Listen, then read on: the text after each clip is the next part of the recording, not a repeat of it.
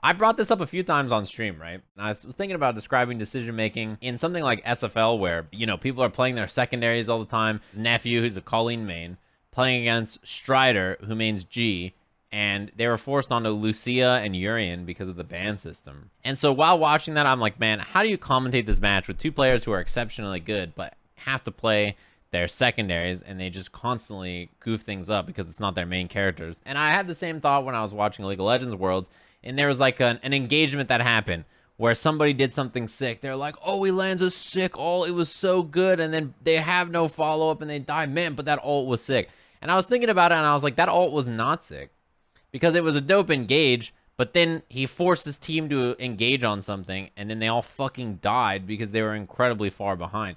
Like, I understand as a commentator, when you see something sick, you just want to be like, damn, that was sick what he just did there. But then you rethink the situation and you're like, well, it looked sick and it would have been a cool idea, but then it was just so late in the game that, like, he baited all of his team into dying, and then it was the end. There's an important lesson to be learned here on commentary, and it's something that I think a lot of people struggle to break free of, because doing it requires you to really consider the things that are happening, There was a tweet a long time ago from Ryan where he said, I'm going to stop saying nice burst and bad burst on commentary. Like, I don't really want to say that anymore.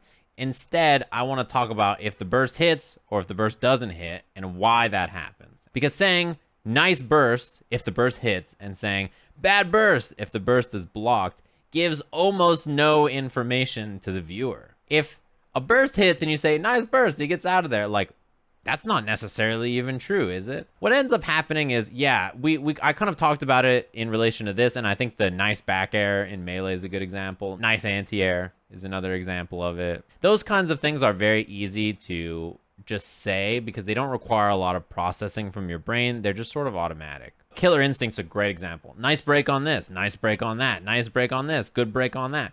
Why is it nice? Why would not breaking, why would that have been a bad idea? I think if you're going to say nice or you're going to say bad, or just really flat things, just say nice burst there because, or nice burst there since, or nice burst there given that, there needs to be follow-up. There's got to be something behind that qualifies why that was the case, right?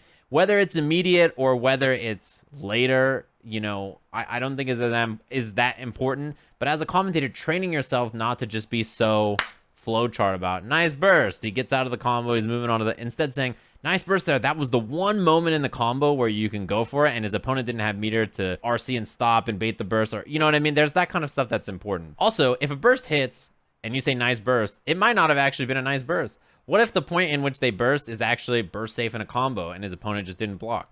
What if the opponent hits a burst and you say, well, actually, that's not a very good place to burst in the combo at all. Like, that's actually one of the worst places to burst. He just got kind of lucky. You say nice burst and it hits, and like, it turns out that he probably shouldn't have spent it at this point in the round or whatever, right? You know what I mean? There's a lot of reasons where a burst hitting could not actually be nice. Or saying bad burst. Well, was it a bad burst? Perhaps the time was correct. It's just his opponent did something extremely smart to make it a bad burst. So you can talk about that. You can say, man, the timing on the burst was great, but this person was ready for it. The burst was fine. Their opponent was just on the next level. So instead of berating them for making a bad decision, you can give credit to the other player for making the correct decision or an even better decision. And in SFL, you're going to have a lot of mistakes happening on the screen, and you have to figure out how to qualify them despite them being secondary characters. You kind of have to be honest about it.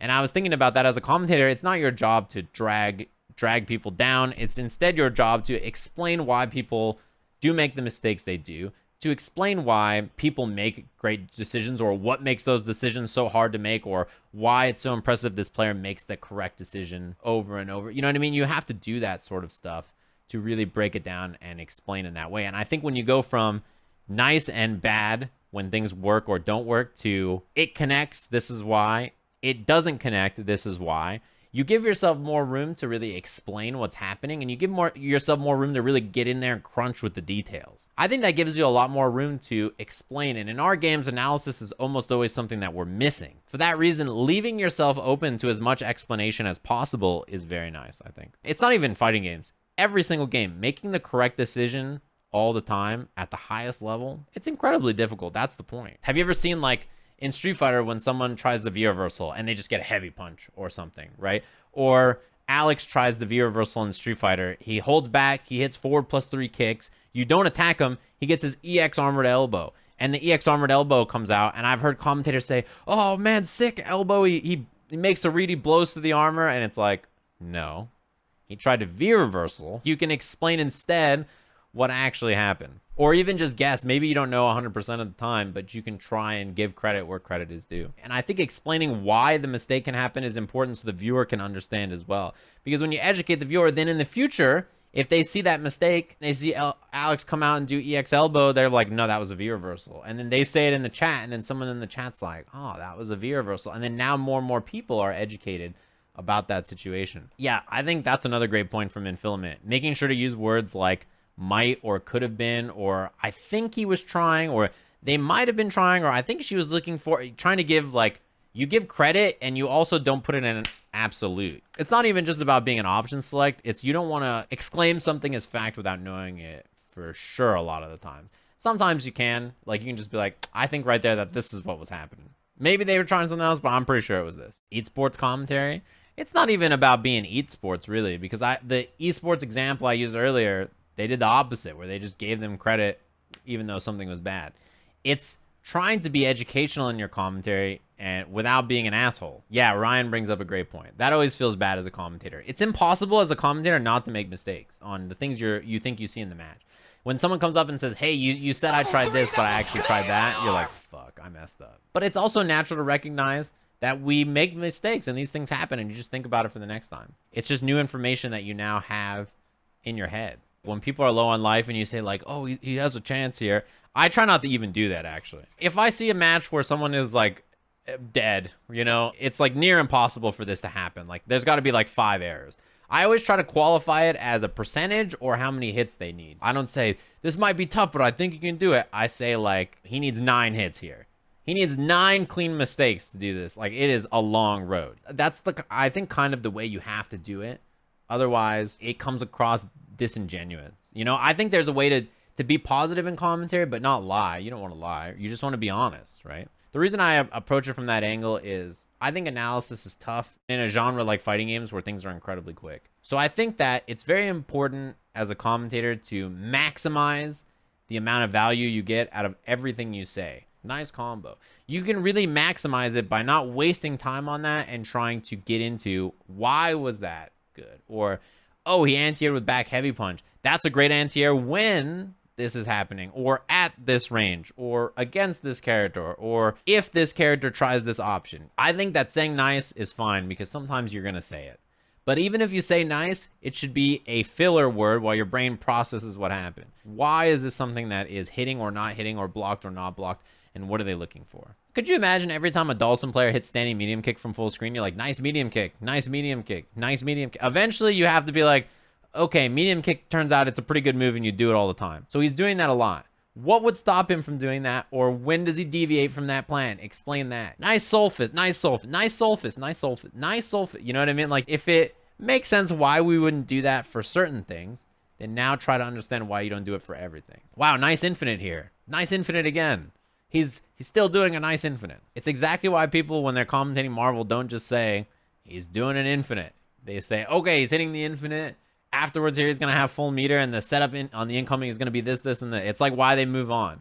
Because they know they don't have to talk about the infinite. They just move on to the next thing. The other thing I was going to talk about is when it comes from commentary perspectives. SFL in Japan has been doing this thing where one commentator picks a certain perspective of one player and the other commentator picks the other commentator's perspective. They announce it at the beginning of the match. They say, I am watching from Tokido's perspective. I am this person. I will be watching from Daigo's perspective. And they like combat, you know, and they speak from that person's perspective. They say, all right, so Tokido walks forward here. He's looking for stand medium punch, red fireball. That's an option. Like, he's communicating from that player's perspective. I think that that's a really interesting idea for commentary because generally commentators do not do that, correct? We watch the match from a distance and we speak from both players' perspectives about what they need to do. The thing that I think is interesting about SFL doing that is it forces one commentator to watch from a perspective so the viewpoint is skewed, but then that ends up giving you both sides of the equation at the same time. As a commentator, that is your job. Your job is to watch from both players' perspectives and to know what's happening. And the more observant you are and the more familiar you are about the game, the more you can make guesses about what will happen next and describe and kind of explain the most likely outcomes and choices that players will make, correct? So like normally it's not as direct as that, but it will build up that skill and it'll explain to the viewers, hey, this is exactly what this character is looking for, is exactly what this character is looking for. I think that's cool. The more familiar you are with the player and the character and the game and the decisions you have to make in the game, the better you can do at explaining that and the better you can do at quickly figuring that out and then turning it into a discussion. Because look, as commentators, we run into matches where like it's Fang versus Falk. I don't go into Fang versus Falk thinking I know exactly how this match is going to look. There's quite a bit of guesswork you have to do. It's not a match I've seen a million times. I think that's very useful if you as a commentator struggle to bounce back and forth in a match. Every rule about commentary only applies if you're not Yipes or Eris. You know when you fight like a really powerful NPC and it can do spells you don't have? You're like, why does that enemy get to do a spell that I don't have? I don't understand it. They don't play by the same rules as us. You're not that powerful, so don't worry about it at everyone. Basically, yes.